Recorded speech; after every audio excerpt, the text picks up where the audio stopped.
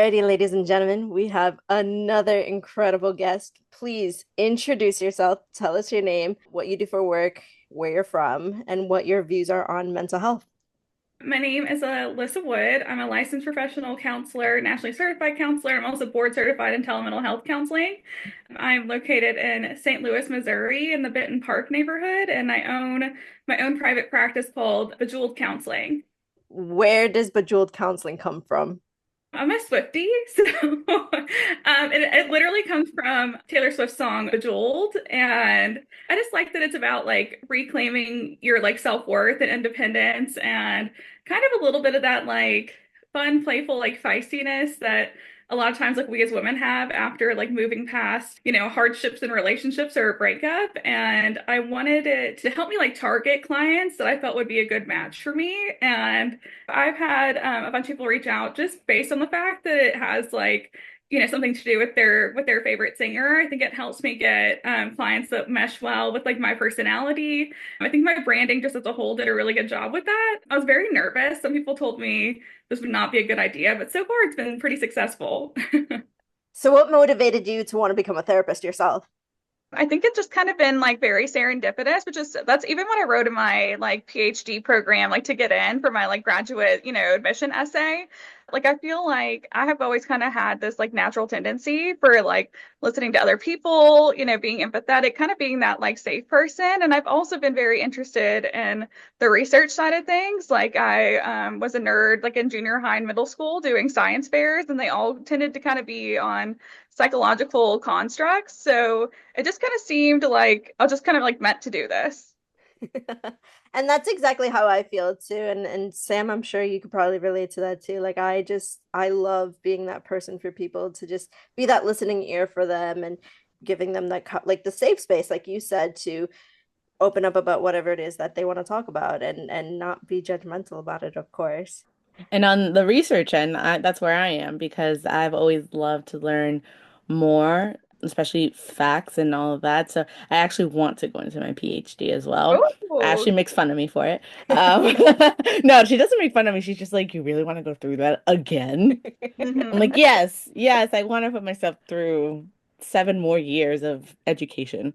I also like doing different research on different things, more on the neuropsychology base, though. Okay. Tell us what type of populations that you like to work with. Right now, I would say it's kind of a mix. My specialty that I like got into a couple of years ago was eating disorders and disordered eating, coming from like an anti-diet, health at every size, and like intuitive eating kind of approach. When I was thinking about like going into the field, I was in a place where I think that like I didn't realize how much struggle I had in my life. It's just like, oh, like I'm doing this for other people. Like I'm fine. Like no, like that was not the case. I got diagnosed with ADHD, an attentive type, my freshman year of college, and I've always kind of struggled with disordered eating. I did like dance and gymnastics and cheerleading, and those are all things that are like very critical of like the way that you look.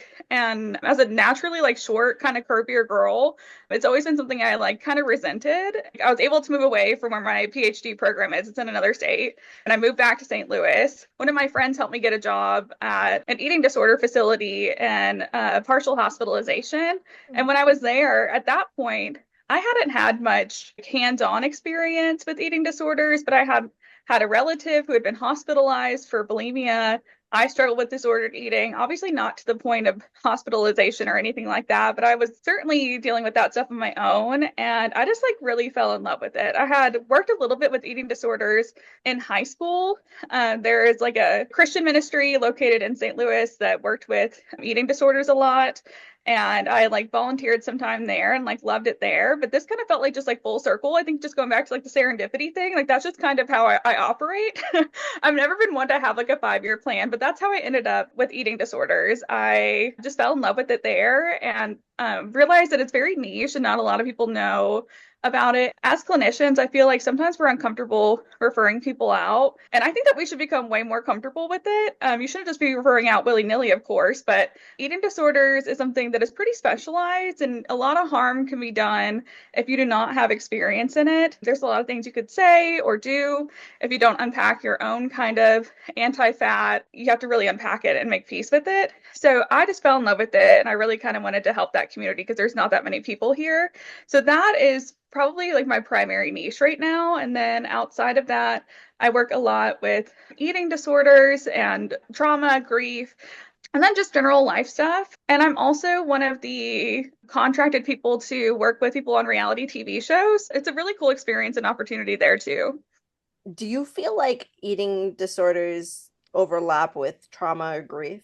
Yes. So I think that there's a lot of trauma with it. I'm very careful. I don't believe that trauma causes an eating disorder. It certainly can for some people, but I think sometimes we make that statement of causality and it can kind of be dangerous. And I learned that firsthand. There certainly is a relationship there. Sometimes you can have trauma and you use your eating disorder as a way to cope.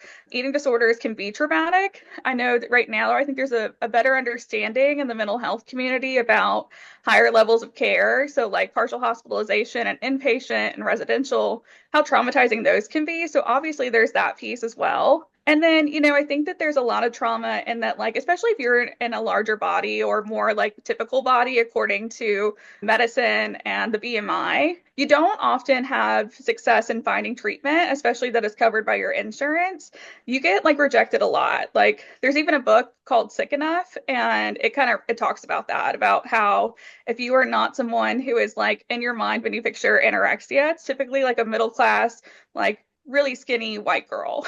And if you're anything but that, you can really, really struggle to find treatment, especially covered by insurance. And treatment is pretty expensive. I always tell people, like, the second you basically step in the door at, partial hospitalization or residential, you're basically already at 6 figures worth of money that you're going to have to spend. And if you're paying that out of pocket because insurance won't cover it, it's going to be very expensive. So that's also traumatizing. And then, there's a lot of grief with like making peace with your recovered body. For some people, the weight is different. You might look a little bit different, and it's hard making peace with that. There can be grief and letting go of like those coping skills or the friends that you have made that are connected to eating disorders or disordered eating just in general. So all of that is really tough. What is the stigma behind eating disorders that you would like to break?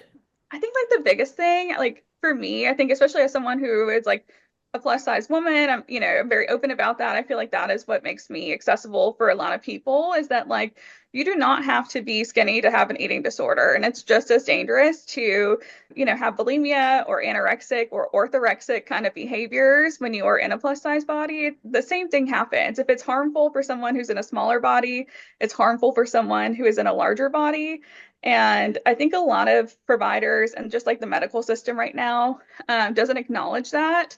I know, like for me, when I was struggling with disordered eating, I was not open about it with anyone. And after I got diagnosed with ADHD and attentive type my freshman year of college, I started taking prescription for like a stimulant. And stimulants are appetite suppressants. And it wasn't my goal in using it. And I wasn't like fully aware of it as it was happening, but I was enjoying that side effect a lot. Like my appetite was really pushed down.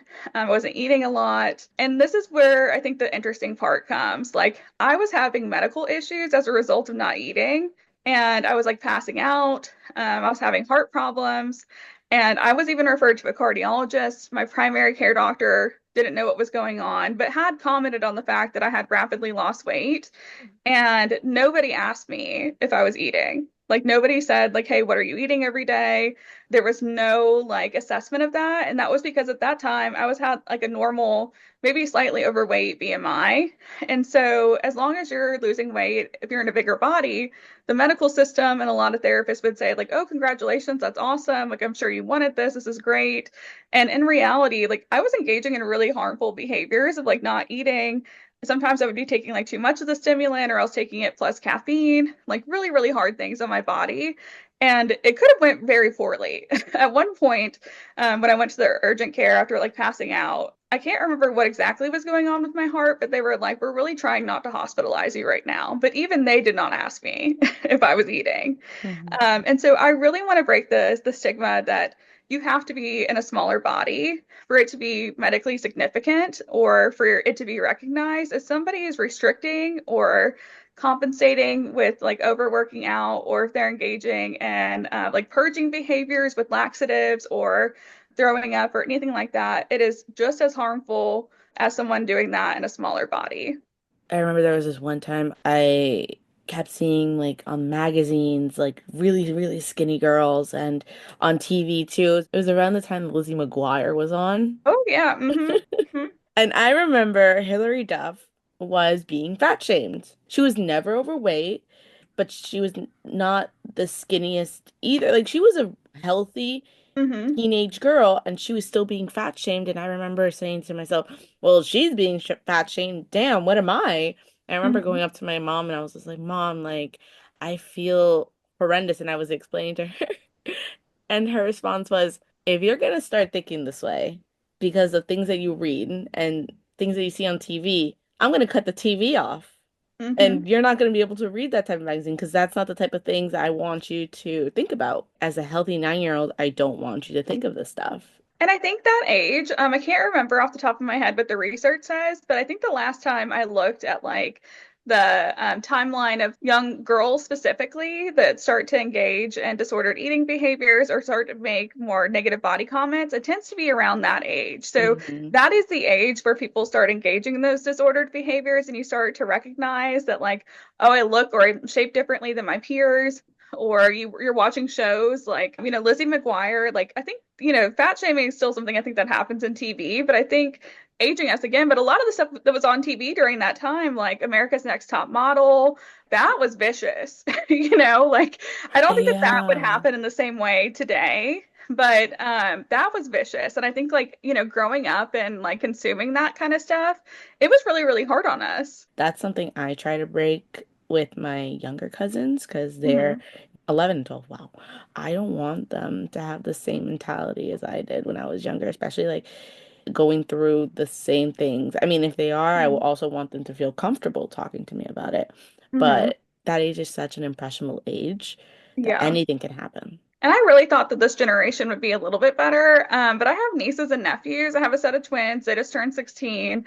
They have a younger sister who I think is 10, and then 9 for the little brother.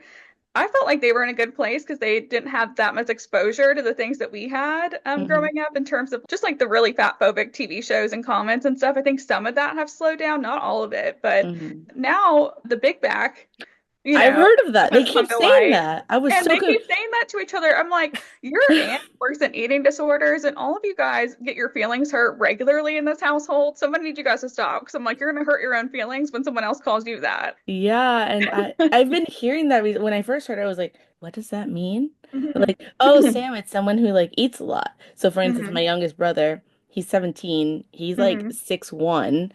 He's skinny and also he loves to work out. Hmm. But because he eats a lot, literally like always calling me to pick him up food and stuff, Hmm. the kids, they see that he's like constantly eating, so they're like, "Oh, you're a big back." And I was like, "What does Like, big what back are we doing? We mean?" made so much work. Why Yeah, are we got to I'm do the big like, back "Don't thing? call I him don't that. know.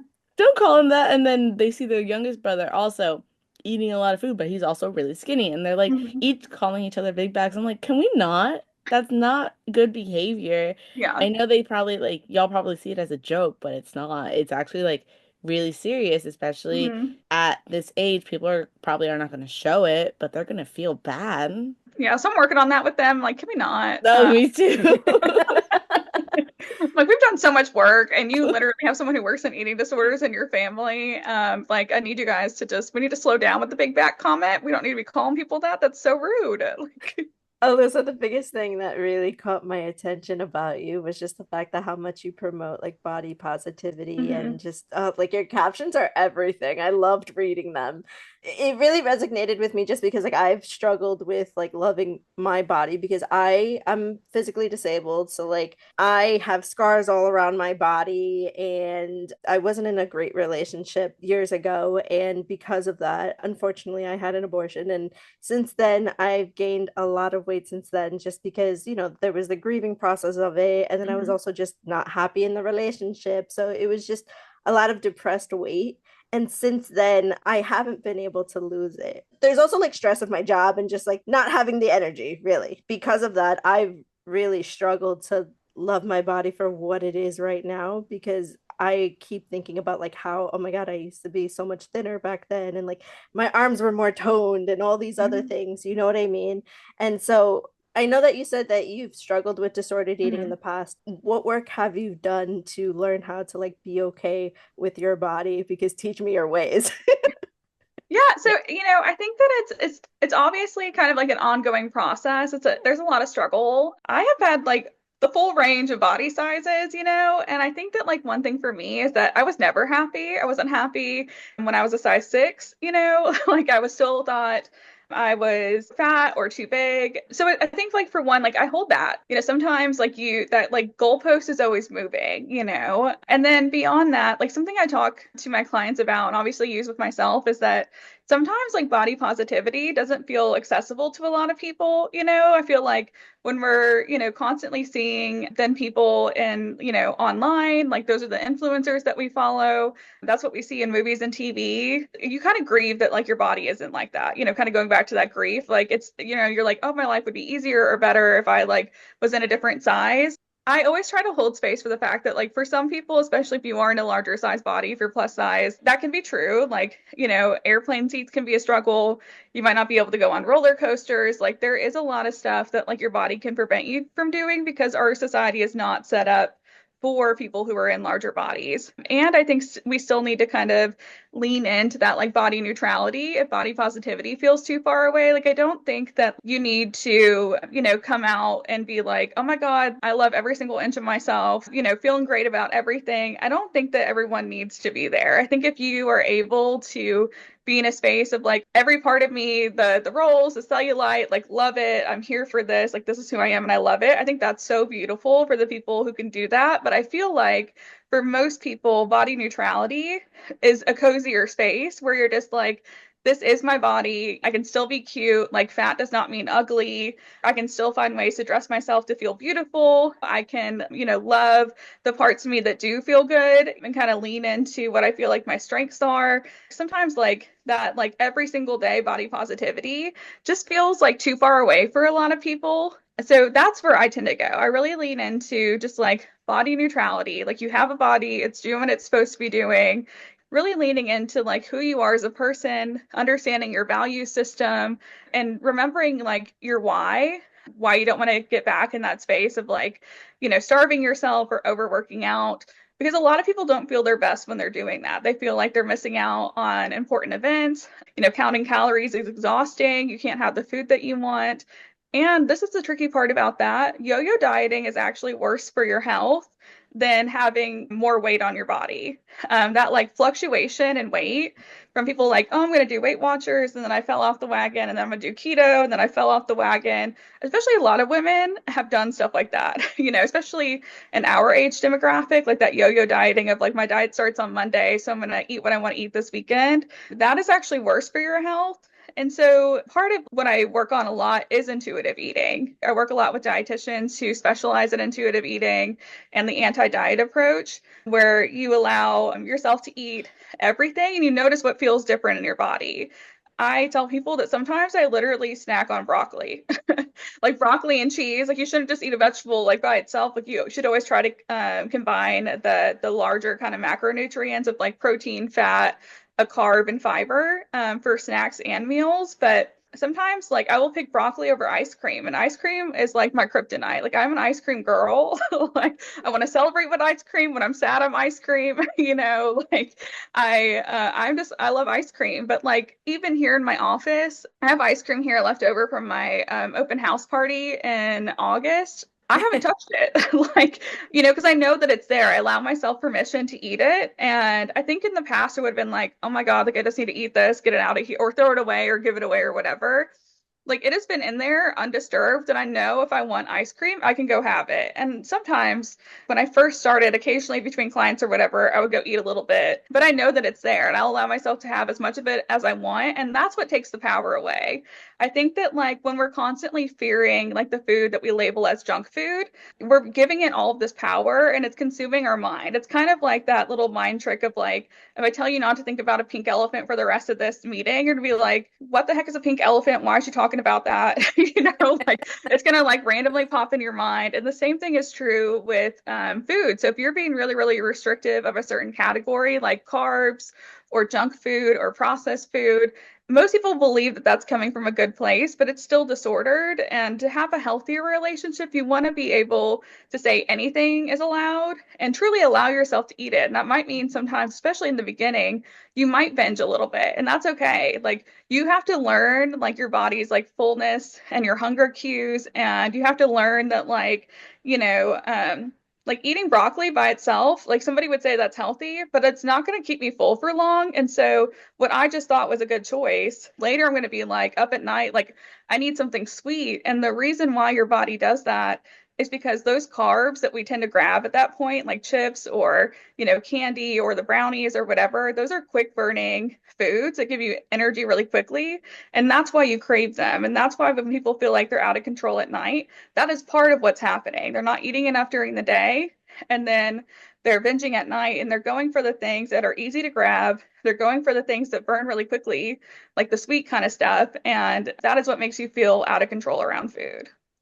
Going towards the people with the comments saying, well, this is your decision to be Mm-hmm. bigger. This is your decision to be the way that you are. There's a difference between being healthy and then also going to an extreme with anything. Mm-hmm. It doesn't need to be your body. It can also be, with coffee. It could be Right. with alcohol. It could literally be with anything. Where would you say that the line really dictates itself?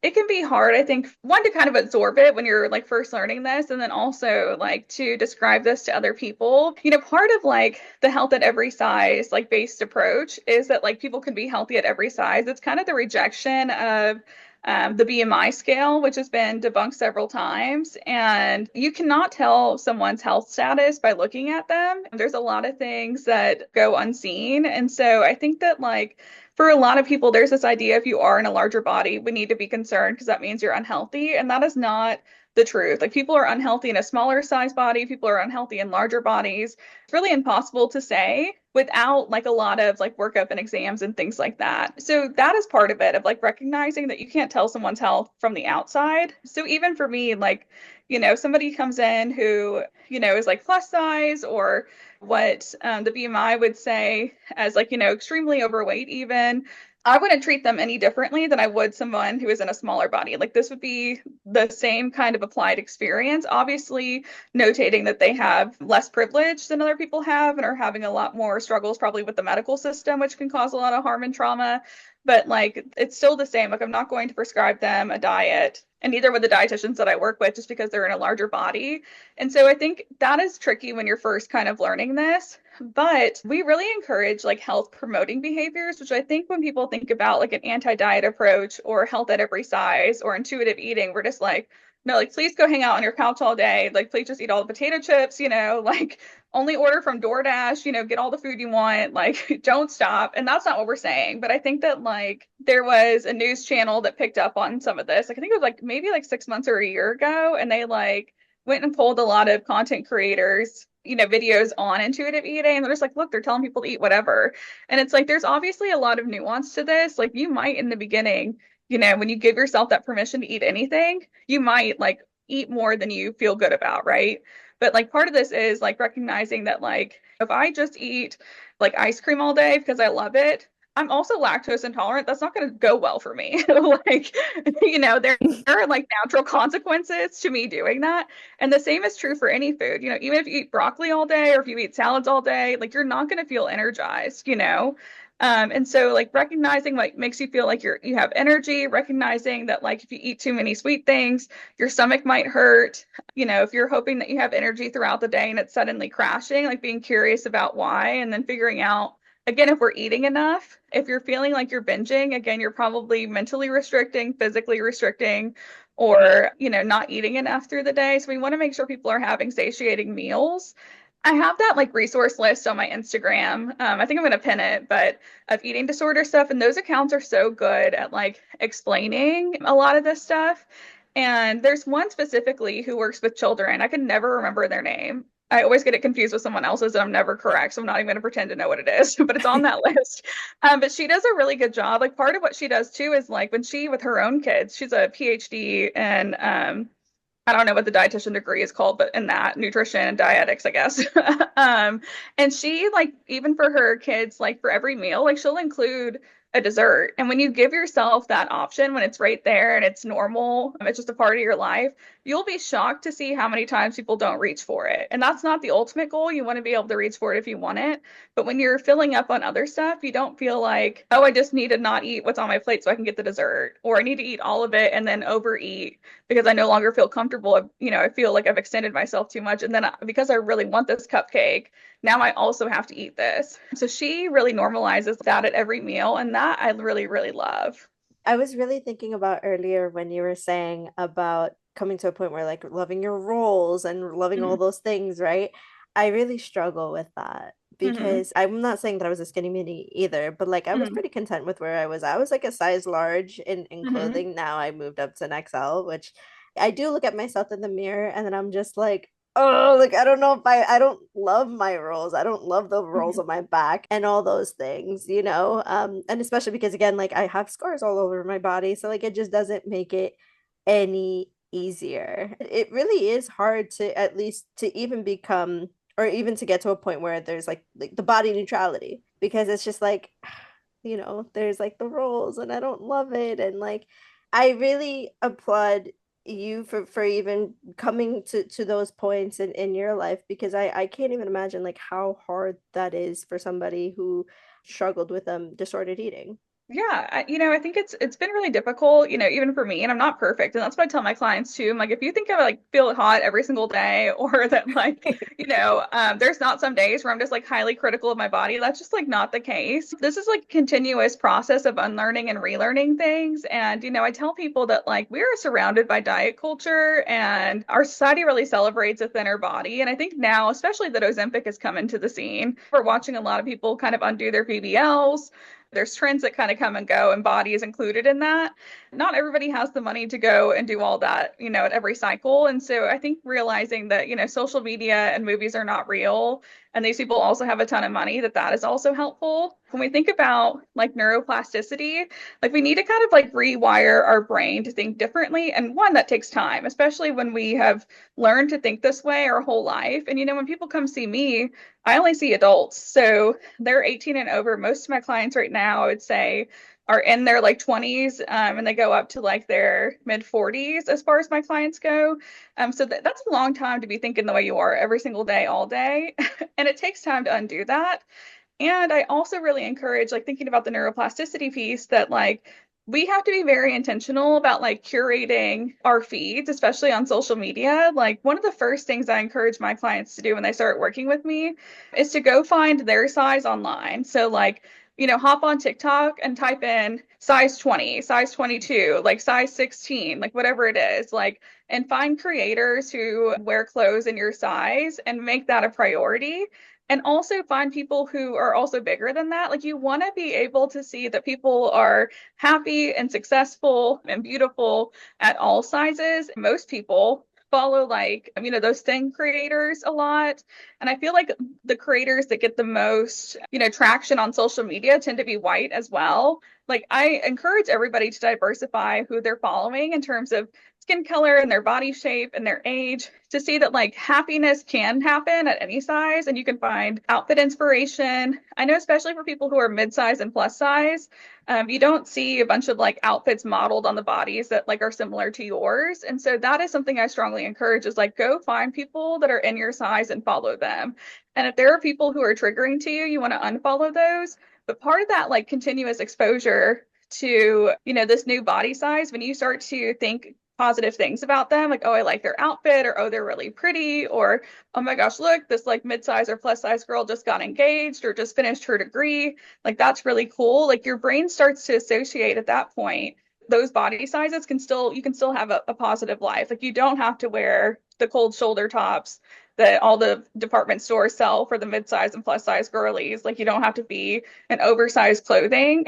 And that I think is what really opens up a lot more of that, like kind of like leaning towards body neutrality, body positivity. When you can see those people be happy and successful, like that makes you feel better. And that's also like even in the Holocaust, when you ask the survivors how they got through, they thought about what life would be like on the other side, and they were able to kind of daydream. And so I think applying that daydreaming even to this of like, I can be happy with where I'm at, right now, or there is happiness at this like size or in my life, like it's possible. It just like gives you a certain amount of freedom. I, at least for me, the person who I can say like has been a very big inspiration is Lizzo.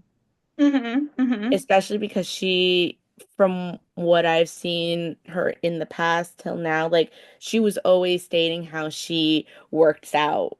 And everyone was just like, that's not true. You're still your size. Like, how is it possible that you're working out?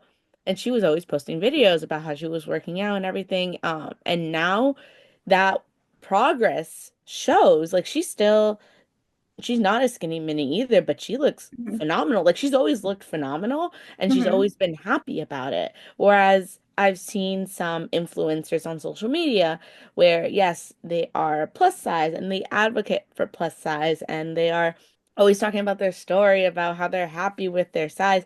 And then 6 months go by and they're skinny minis. And it's Hmm. because the majority have gone on Ozempic. Hmm. And I'm like, okay, that's not realistic. The Yeah. reality is that you work out with how your body feels and what you want your body to look like. And I think the Hmm. person for me at least that did that was Lizzo because Hmm. she always demonstrated that she felt gorgeous in her Hmm. body. She felt beautiful. She, from what I've seen, I never met the woman, but she seems like she has an amazing personality. And the fact being that she is taking care of her health in the proper way by Hmm. working out and not starving herself, I think that's amazing. Yeah, I think, Lizzo is really interesting. I think that there's been a lot of dialogue around her weight loss. And I think that that is a point too, that like, because she has lost weight, people are now very angry at her. The plus size girlies who followed her, they're like, oh, you preached about the big girls being your backup dancers and, body positivity and all of this. And then you lost weight. Like she's still getting critical feedback, And so I think that that's Yeah. important to remember too, that like, you are like just like how I like said that for me at every body size, I was not happy enough. There's always felt like there's something different or more I could do. The same is true for like outsiders. Like people are still going to be critical, Hmm. of you. And so that's important to kind of sit with as well. But Lizzo is interesting. Lizzo did have some lifestyle changes that were pretty Hmm. intentional. And she was trying to lose weight. I do not think that she was on a GLP-1, but like you said, she was working out. She's no longer vegan. I think I switched to kind of like a carnivore diet. And so, as an eating disorder professional, I don't encourage restriction just across the board. I Hmm. don't tell people to restrict. Typically advise against like doing a specific kind of Diet. dieting like that, just because it still is a disordered habit, which is very, a lot of this is I think that like diet culture is so normalized that like, when we hear of like someone's dieting, we're like, oh, that's like great. For some people, they can diet and be fine. I think for an eating disorder professional, it always makes me perk up a little bit because it can get out of hand really quickly. And if you're like for her, like I said, I think it's the carnivore diet. I think she switched from vegan. I know she's no longer vegan, but I think that she is kind of on like a keto carnivore diet kind of situation. And by cutting out food groups, it becomes tricky because it's not sustainable. And that is where we kind of get back into that yo-yo dieting again. And a Mhm. lot of times when people lose weight, whether it's through a GLP-1 or, like for me when I was on my stimulant, or when people are doing, like Weight Watchers or something, when you stop, you're probably going to gain it back. And Mhm. sometimes you gain it back and some. And Mhm. so that is where it gets really tricky and part of the reason why we don't always openly encourage it. But I do say I love Lizzo, and I think that, I'm definitely grateful for all that she has done. I went to her concert when she was here in St. Louis. I was like on the in the floor seat. I love Lizzo and all her music. She's so like inspiring, but yeah, it's tricky. So at 17, I got my gallbladder removed because I had gallstones. And my mom and I we were trying to avoid surgery at all cost. We kept going to different people and being like, okay, is there a way that I can get rid of these gallstones? Like, what should I do? I was recommended so many things. In the end, I went through surgery and I had my gallbladder removed. That doctor, told me realistically, your body's not going to be the same. Like, you're Hmm. not going to be able to eat the same. You Hmm. like ice cream? You may be lactose intolerant. Like, your body's going to change because of the fact that it doesn't have that extra organ to Right. break down the food before it hits your stomach. So, you're going to Hmm. get full easier. There are going to be many side effects to this. You are more susceptible to getting kidney stones. And I was Hmm. actually talking about this with someone last night because their friend just got their gallbladder removed.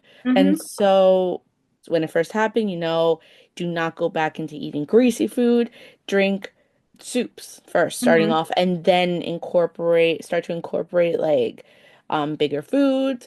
But he was just like, as somebody in the medical field, I would not recommend you eating any greasy, fatty foods. I'm Mexican Hispanic. Like we have meat all the time. There's Hmm. like you can't tell me no, no meat because I will Hmm. eat it.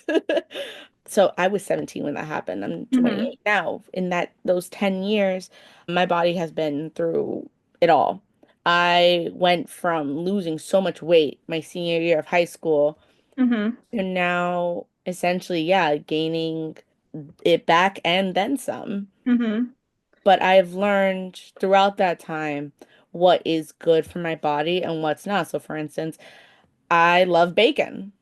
Can I eat it now as how I used to like it? Absolutely not. I will be in the bathroom in 5 minutes. Yeah, those are those natural consequences I tell people about. Yours is Yeah, a little bit different, obviously, because of the surgery you didn't ask for, but like, we all yeah, have those things that like if you eat too much of it, or if it's a certain kind of food that we're enjoying a little bit too much, like same thing you could end up with, but the gallbladder thing is tricky because you yeah. obviously there's a system there in place that like is meant to do something to kind of help you. Hmm. And when that's gone, it's tricky. No, exactly. And so, like, I've learned essentially what I can and cannot eat. The Mhm. thing that with doctors now that I've heard of other people getting their gallbladder removed, those doctors do not tell them all the stuff that my doctor told me. Hmm. And they also don't do the research that I Hmm. did because that's, my mentality. I like to do all the research. And so a lot of people now are saying, what do you do? I have found, for instance, enzymes that help me that Ashley knows. I carry around like a little like medicine packet, and Hmm. it's my digestive enzymes that do Hmm. essentially help me eat my food better, not make me feel as full as I did, or just other stuff that I have now come to realize I need for my body to help me function. Is it gonna help me lose weight? Maybe. I don't know. Am I working towards that? Not really. But is it making me feel better in my own body? Absolutely. And that's something that people need to understand. Like, do what you think makes you feel good in your Hmm. body, because at the end of the day, it's your body. And Yeah, you need to yeah. feel happy with it because it's the only one you have. And I think that that's like an important switch, to kind of, like you said, pick up on the differences of how your body processes everything. Like, notice what feels good in your own body, and that's going to be different, for all of us in terms of like what makes us feel full or what hurts our stomach, for various reasons. I feel like, definitely hot girls have stomach problems, as they say. And, that like we all kind of run our own journey with that. But I think that that is like the great thing about, intuitive eating. Like you're doing it without even, realizing it is, you start to listen to your body's cues. You start to get curious. Preaching curiosity is my favorite thing for all of my clients, of like just adapting to that like curious mindset of like what's making me feel this way, even in your body, of like, let's think about like what I ate. Like I feel really low energy right now. Like what might have contributed to that? Or, I'm having a hard time in the bathroom. I wonder what I ate, and letting that kind of be a guide for what we're eating. And even with like movement and stuff, like as intuitive eating professionals and anti-diet and health at every size, we want people to be engaging in movement. We want people to be, working out. We just don't want people to overdo it. Like I love my Peloton. I'm a big fan of Cody Rigsby. He's very obnoxious when he teaches classes, and that is what works well for me. But I don't always listen to what he says. I've adapted like this mindset of like helping explain joyful movement and intuitive eating to people. So I kind of like refer to it as like adapting to like a fuckboy mindset. We've all kind Okay. of had a guy in our life who just kind of been like hot and cold with us, like pop in, hey, are you up? Like, hey, what are you doing? Text like 3 months later, like, and so I like to describe that to my clients for intuitive eating and for joyful movement, that the idea is that if you want to work out, you can. Just like when the fuck boy comes back, he might want to hang out with you for a little while, but the second he's no longer interested, he's out. No explanation. He's just like on, and he might come back. And the same is true for movement, right? Like if you're engaging in movement, walking or on your Peloton or running or whatever it is, you just want to have that space of like, if it doesn't feel good today, then like I don't have to explain it. Like I just don't have to do it, just go be a fuck boy, like adapt to that mindset. And same is true with like, the foods and stuff that you're eating. Like you don't have to have this like huge commitment to like a diet. You don't have to think that like you have to eat dessert every day, or that you have to eat a vegetable every day. Like you just want to have that like carefree approach that, the fuck boys have, where they're just kind of in and out, they're just vibing here for a good time. And you want that approach to kind of be with both movement and with eating, of like, nobody's going to tell me what to do. Like you might want a relationship, but I don't, kind of situation, and kind of go from there. And it seems to work. I think that that's a really good way of explaining it, of like, if you don't want to move today, engage in a workout, you don't have to. Like, you can be a Yeah. fuck boy. You can just, whenever it feels right, go back. You don't want to feel like you're locking yourself into this like super long commitment. It can have like an opposite effect of like when people are like, I have to work out every day. Well, when you fall off the wagon, then you don't go back. You're like, Hmm. I'll start Monday. Instead of just being like, I just needed a rest, I'm listening to my body. You're taking like these huge extended breaks that you didn't need to have. So that approach I think is really helpful. So for somebody who may be listening right now and is Mhm. struggling with body image issues, eating disordered, what would be your most important piece of advice to give them today? I think for me, it tends to go back to social media. Like it goes back to being intentional about who you're following, finding people in your size and sizes that are bigger than you. It goes back to finding accounts, especially like my thing is like, I just ask people to give intuitive eating a chance. Like when I'm working with clients, you have tried probably every diet out there. You have like shamed yourself to death over, foods you should or should not be eating. Like why don't we just like learn about it and see how it goes and see if it's like this big scary thing or not, and just be like open to it. And so a lot of what I have my clients do is start following those accounts that are in that list, so that you can, and even without the list, for people who might be listening, just like on TikTok or on Instagram, like find people who promote health at every size. Sometimes that acronym is HAES. If you're looking up really quick on like TikTok or something, I would look that up. Anti-diet, make sure that like you're following registered dietitians. There's a lot of people out there that give advice who have no business doing so. And this is a hot take, a very, very hot take. My personal opinion, with very few limitations. Like I will say, with Sam, with what you had going on, a doctor definitely needed to tell you that like you're not going to have a good time if you have greasy food. Like that's valid. But Hmm. doctors actually do not get that much training in nutrition. And I think people think because they're a doctor, they do. But I think the last time I think it's like 10 hours is all that they're included in their program. That's not a lot. And so even when you see doctors on social media talking about diets, I'm always hesitant unless they have done a ton of more training on nutrition specifically because it is so complex. That is why even I work with dietitians a lot that I refer out to because it's too much that's not in my scope of practice. And so I encourage people to follow registered dietitians. Nutritionist is not a protected term. Anybody can call themselves a nutritionist. Some dietitians do call themselves a nutritionist, and I don't know why. That would be a question for them. So that makes it a little bit confusing, but find people who promote that. And especially, I have really fallen in love with, there's two of them that I can think of off the top of my head. So your Latina nutritionist and your dietitian BFF, those are both, Latina, Hispanic people who talk specifically about their cultural foods. Because a lot of times people, especially the white girls, are like, Mexican food is a cheat day. Like, no, it's not. Like, that's someone's like cultural food that you're just like shitting on for no reason. Like, and so especially if you're a part of, a non-white culture of any kind, I encourage you to find people who have accounts that like cater to that as well, so that you know that like your food's fit, because people are always coming for rice who don't need to come for rice. And I don't know why. Like, they say salsa is not a vegetable. It is. It counts as a vegetable. Just because you chop it up, it still counts. Like, we really have a lot of unlearning and relearning to do. So that list I think is really good. Like, there's also other niches in there. Like, another one I like to have, I work with some professional dancers right now who do like ballet and stuff professionally. And I recommend, there's one called To the Point Nutrition. She is an anti-diet, health at every size based dietitian, and she works specifically with professional dancers. So that's her whole brand. Like, the To the Point is point shoes, like in ballet. And so find people who, mesh well with like what you're interested in. It might be a little bit hard to find, but it can be so helpful to have that information. And that is always my biggest thing. Like, follow registered dietitians, follow people who talk about your cultural foods, follow accounts that make you feel good in your body, or, have the same size body as you, so you can find cute outfit inspiration and feel good about yourself. All of that, like just having constant exposure to that will really, really, really help in our society. We're constantly being bombarded by diet culture message, Ozempic commercials now, Ozempic in the news for everything. People are losing weight.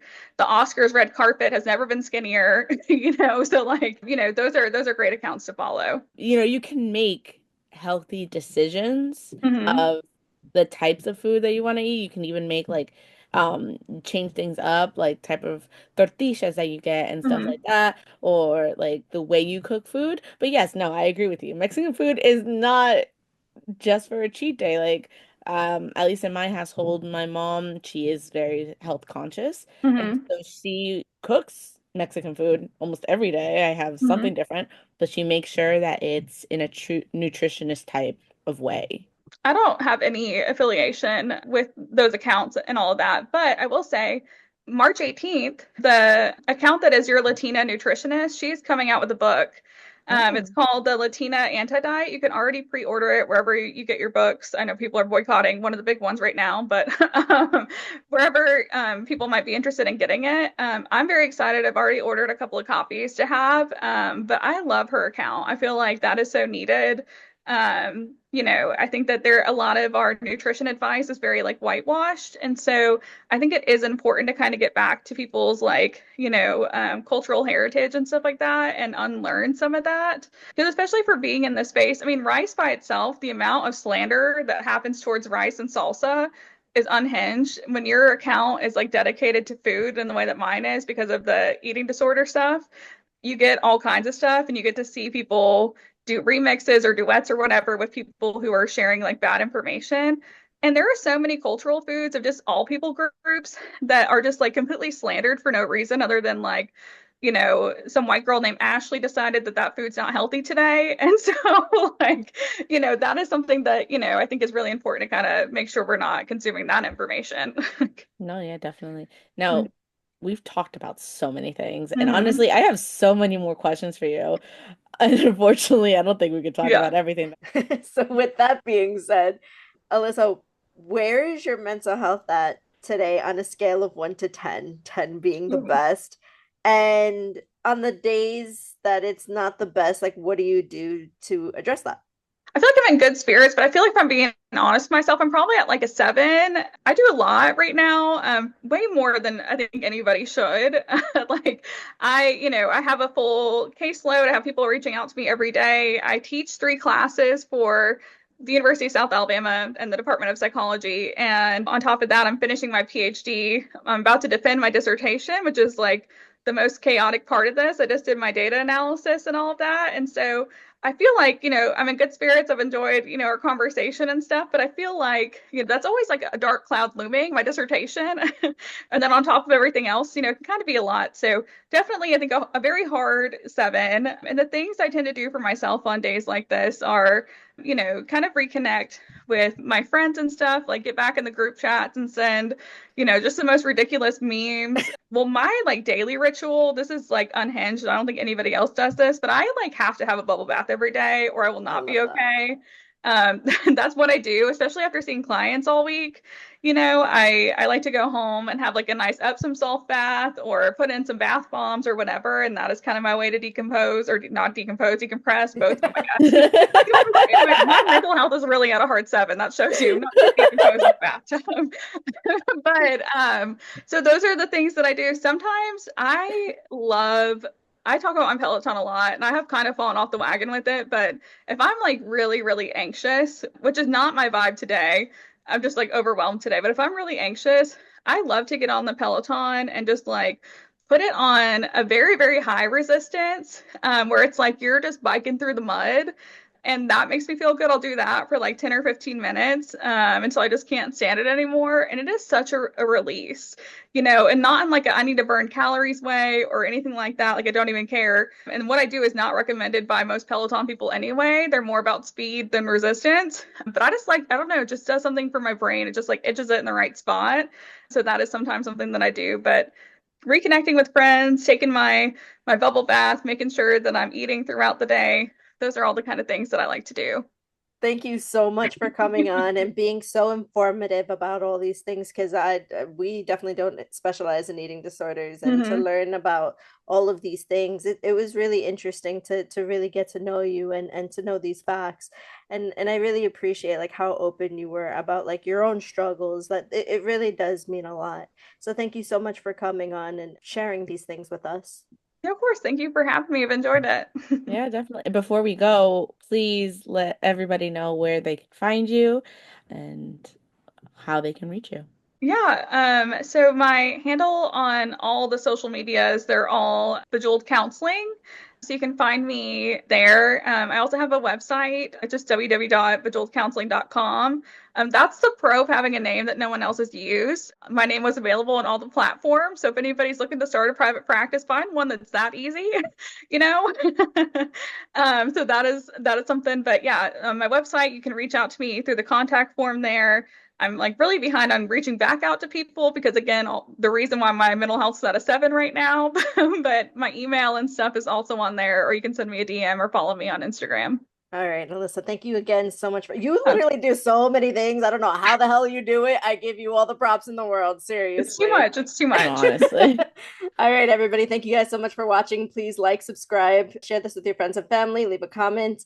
You can listen to us on Apple Podcasts and Spotify, Therapists Unmasked. And you can also follow us on TikTok and Instagram, Therapists_Unmasked. And we'll see you guys next time. Bye. Bye.